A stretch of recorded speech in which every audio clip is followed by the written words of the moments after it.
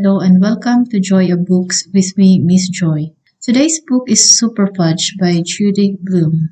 This children's fiction book was released in 1980 and contains 178 pages. Sharing his views on the book today is author and teacher TC.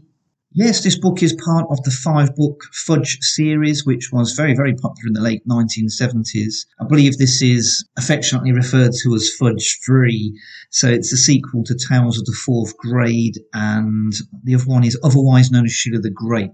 So we've got Peter Hatcher, the main character, and he is annoyed because his parents, the Hatchers, have just announced to him that they are having a baby girl. So he reacts in quite a negative way, packing his bag, threatening to walk out of the home. He's only a young boy, remember. But he also has this younger brother, Farley Drexel Hatcher, affectionately known as Fudge. So he's already had to get over him, if you've read the first two in the series. And this Fudge is really the focus of this book.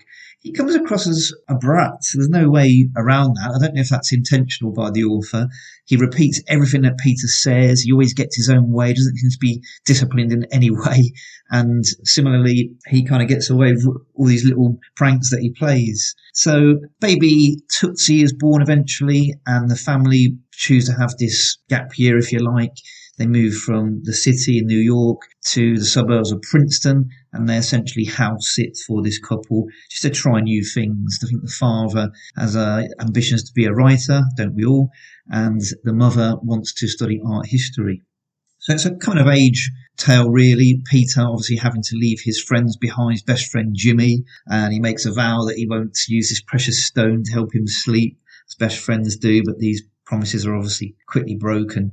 He does make a new friend, this Alex Santo, through collecting worms of all things and selling them to this elderly lady. It's a nice children's story. Obviously the themes include family, growing up and responding to the decisions made by adults. I myself moved several times as a young child, and it can be tough, can be hard, but it can also be an adventure as well. It's one of those, is your glass half empty or half full kind of perspectives. But with this book, I like the essential idea of the story, but I would say there are a few issues. Just a quick alert, because I know a lot of teachers might read this to their classes. There is one section that destroys the myth of Christmas, okay? Santa is outed. I can't imagine why the author chose, I don't know if the author's Jewish or something, but I would have said it was a very big no-no to out Santa in the time the book was written back in 1980. In fact, I do know of one or two teachers in America who've been forced to gloss over that part of the book, so do look out for that midway through if you're looking for it. I didn't like the amount of dialogue in this text as well, and again, I don't know if it's systematic of the writing of that era of the time, but I would say that if there's one thing worse than listening to very young children talking on and on endlessly, it's reading the transcriptions of these inane conversations. So again, if you're not a big fan of a lot of dialogue, and I'm not, then so it's not in a children's book anyway, then I would say perhaps avoid this one. However, the biggest problem with this book by far is that the character of Fudge is just incredibly annoying. He's a little brat who is never disciplined by anybody, let alone the parents. So I wasn't too sure why. This book has got high ratings. I can't understand why the ratings are so high for this particular book. I get it for the first book in the series. I do, and even the second one, but for this one, I couldn't get my head around it, really. I couldn't really get the crux of the story and of Fudge. Superfudge is the title, and I know when you're young, you have these yearnings to be Superman, and there are parts about going to the cinema to watch Superman. In fact, that would have been a big deal in the late 70s, just before this book was written. So I get all the cultural references, but what I don't get is this Fudge character being such a huge brat.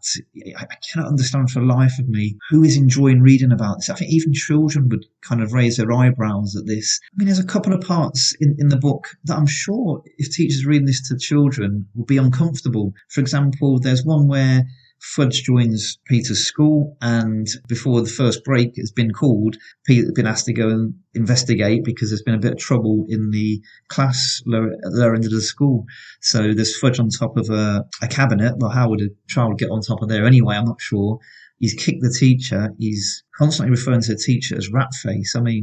outrageous behaviour, really. And the boy Fudge has actually moved from that class into another class. So that's just one example of where Fudge gets his way in this book. And then a little bit later on, and again, I can empathise with this because I've always worked with writers in schools and been in schools as a writer, so I know this situation well. Sometimes when you're in a school, you invite somebody up onto the stage and you get them involved, as you should do. And this crops up here in this narrative, and Fudge is asked to describe by this visiting writer a character of his imagination.